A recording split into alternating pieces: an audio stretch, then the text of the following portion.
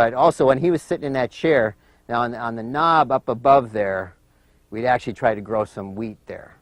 Now I'm from wheat country. I mean, my family, we used to plant 1,000 acres of wheat every year.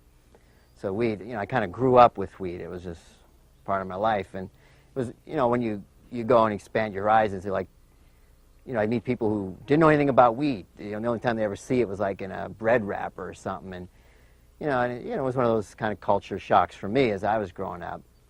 But so you get used to it. That's the way people don't know anything about anything. You know, they don't know anything about wheat. So Prabhupada was sitting there, and he looked up at the field, and it must have been like July or something, because the wheat was just about ready to combine. And he looked up there and he goes, what did he exactly say? Something about the wheat needs water, the wheat needs rain. And now I've just been listening all this time, you know, and the big shots were talking to Prabhupada. They said, but now he's talking wheat. Now, you know, this is where I live, you know, I can talk now. And I go, and of course the only time, it's practically the only conversation I ever had with Prabhupada, I was like disagreeing with him, you know. No, Prabhupada, it doesn't need any rain now, it's ready to harvest. And you don't want rain during harvest. Then all of a sudden I realized where he was coming from is that, he, you know, in his way he was saying is that the crop wasn't a good crop. The crop was weak. And so not only, and immediately I just went, you know, my respect for him went way up, because not only did he recognize that it was wheat, which is, you know, sounds funny if you're from the country, but it's just the way it is, that people wouldn't know a wheat plant if they saw it. And not only did he recognize that it was wheat, but he knew it was a poor crop. And now that starts to take a bit of an eye, you know, it wasn't, you know, he actually had some insight to it.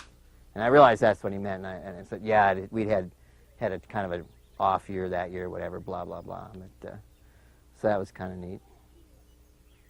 I asked a question about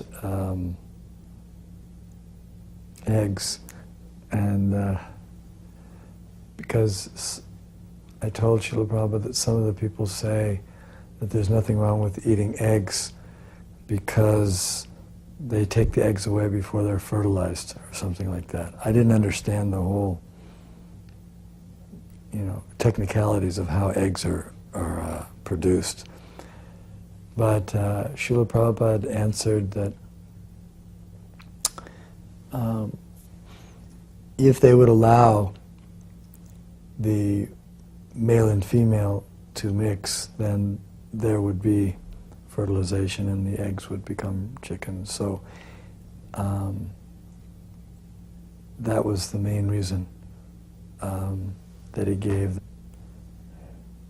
I was in the sewing room, and Jayatirtha was taking Srila Prabhupada around and showing him, because they had just moved into the Berkeley Temple, and he was showing him the new temple.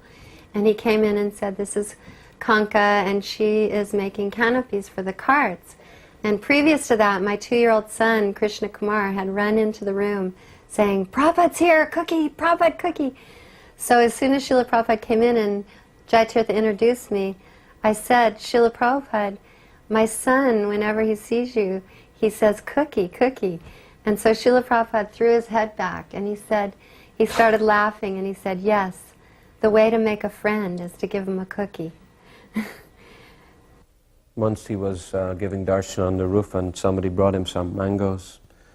So he asked one of the brahmacharis to cut the mangoes, but they didn't know how to cut them properly. So then Srila Prabhupada actually took the mango and showed how to cut it in the proper way. And he said that a brahmachari should be expert in everything.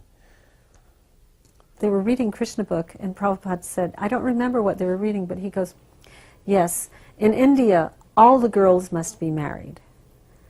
And if a suitable husband cannot be found, then they are married to a tree. So we were all going, well, as we're leaving the garden, I wonder what kind of tree they marry the women to. And there was a devotee girl from India, and she goes, that was a joke. I had no concept that Srila Prabhupada could joke. You know, when I saw him, I had butterflies in my stomach. It was like so serious, you know. But that was a joke. When we were in Portland, we were driving to one engagement and we stopped at an intersection, and Prabhupada looked around and he saw signs, enjoy Coca-Cola, things go better with Coke, drink Coca-Cola. It was kind of a coincidence that there were many of them on this intersection, the corner, different signs. And so Prabhupada said, so you should write one letter to the Coca-Cola company, and you should propose to them that they change the name of their drink to Hare Krishna. And they can keep the same drink, but then it will say, enjoy Hare Krishna, things go better with Hare Krishna. And he was kind of lightheartedly explaining that. From that we learned that we should try to promote Krishna consciousness on a very broad scale.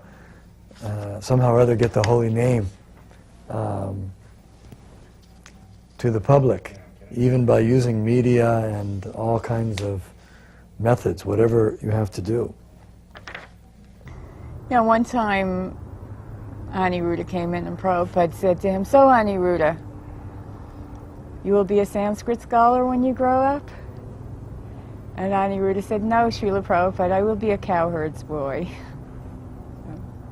Prabhupada said, oh, you will not be a Sanskrit scholar like your father? And Ruda said, no, I will be a cowherd's boy. And so there was still some land that we hadn't bought up at that point. It was all like local people living there. And one of the kids, the local kids, had a motorcycle. And he was running up the road. He'd just let that tractor go by, I guess. And this kid he'd come running up the road, and he was actually pulling right into the driveway where Prabhupada was talking. But he couldn't see. He couldn't see up in there that there was a lot of people in the yard. Then he'd turn it around and he'd rev it up a bunch of times and just roar down the road back to his house. It was just, he was a kid just running up and down a quarter mile on the Ridge Road there. So finally Kaladri, it was a little, because the kid would, like a kid on a motorcycle, make a lot of noise, peel out, head down the road. And he was just going back and forth.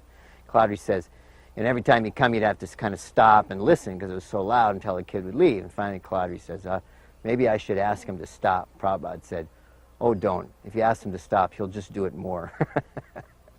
Which that was a pretty insightful way teenagers think.